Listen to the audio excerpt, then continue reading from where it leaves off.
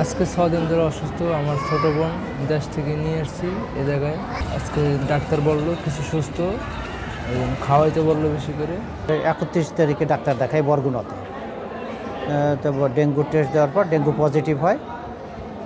1 তারিখে এইখানে নিয়ে আসি হসপিটাল। 1 তারিখে অ্যাডমিশন হয়ে এখানে।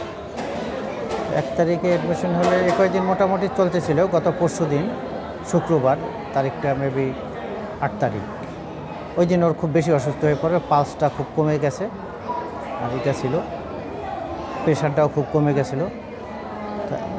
গতকালকে তার চেয়ে একটু ইমপ্রুভ হয়েছে, আজকে তার চেয়ে একটু ইমপ্রুভ হয়েছে, এখন মোটামুটি ভালো আর কি। আর এখন হয়তোবা আজকে সিবিসি টেস্ট দিলে বোঝা যাবে হয়তোবা আছে, কিন্তু ওর অ্যাপিয়ারেন্সে মনে হইতেছে যে ভালো আছে। এই হসপিটালটা আমার ভাগ্নে কয়েকদিন আগে এখান থেকে ট্রিটমেন্ট নিয়ে গেছে, ওর মাধ্যমে আমি তথ্যটা পেয়েছি। তো আমার একটা কনফিউশন ছিল যে সরকারি হসপিটাল আসলে কেমন কী হয়, কিন্তু আসলে এই জায়গায় আসার পরে আমার ধারণাটা চেঞ্জ হয়ে গেছে যে আসলে খুবই ভালো একটা অমায়িক এবং সবচেয়ে। বসুন্ধরা ডায়াপেন্ট এখন আরও উন্নত। এই হট এয়ার থ্রো টপশিট দ্রুত শোষণ করে সোনামণিকে দেয় কোমল অনুভূতি। এখানে পেশাদারিত্বের যে একটা পরিচয়, প্রত্যেকটা মানুষ একদম আনসার থেকে শুরু করে নার্স, ডাক্তার, প্রত্যেকের ব্যবহার এবং প্রত্যেকের খুবই মানবিক, এক কথায় মানবিক এবং খুবই সৌহার্দ্যপূর্ণ।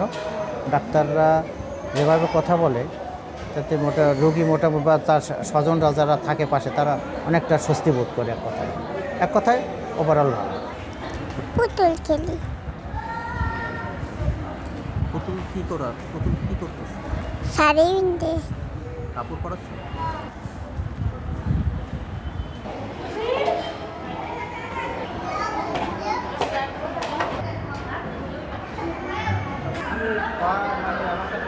মানে